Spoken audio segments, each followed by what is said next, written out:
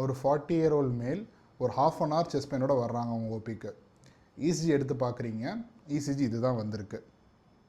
Video ஒரு தடவை pass பண்ணிவிட்டு என்னன்னு டயக்னோஸ் பண்ணி பாருங்கள். எஸ், ஆப்வியஸான சேஞ்சஸ் என்ன இருக்குது அப்படின்னு பார்த்தீங்கன்னா, இப்போ look at lead V2 and V3. So இதில் உங்களுக்கு இந்த செக்மெண்ட் டெஃபினட்டாக கீழே போயிருக்கிறது தெரியுதா? there is an ST segment depression. இங்கே இருக்கணும், ஆனால் அது கீழே வந்திருக்கு. ஸோ ST segment depression வந்து ஒரு பாயிண்ட்டு. ரெண்டாவது ஒரு மாதிரி டால் T waves இருக்குது பாருங்கள். this is the T wave, tall T wave.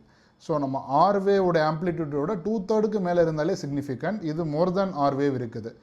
அதே மாதிரி எல்லா செஸ்ட் ப்ரீகார்டியல் லீட்ஸ்லேயும் அந்த சேஞ்சஸ் இருக்குது. ST depression with a tall T waves, ST depression with a tall T waves, ST depression and tall T waves. இந்த மாதிரி ஒரு ECG இருக்குது அப்படின்னா the patient is having something called as D Winters sign. இந்த ECG பேர் D Winters ECG. So இப்படி ஒரு ECG இருக்குன்னா நீங்கள் வந்து இன்னும் கொஞ்சம் நேரத்தில் இவர் ஸ்டெமி ஆக போகிறாரு, ரெஸ்ட் எலிவேஷன் இன்டர்வல் ஆக போகிறாருன்றதை தெரிஞ்சுக்கணும். ஒரு எக்கோ கார்டியோகிராமுக்கு பக்கத்தில் இருந்தால் ரெஃபர் பண்ணலாம்.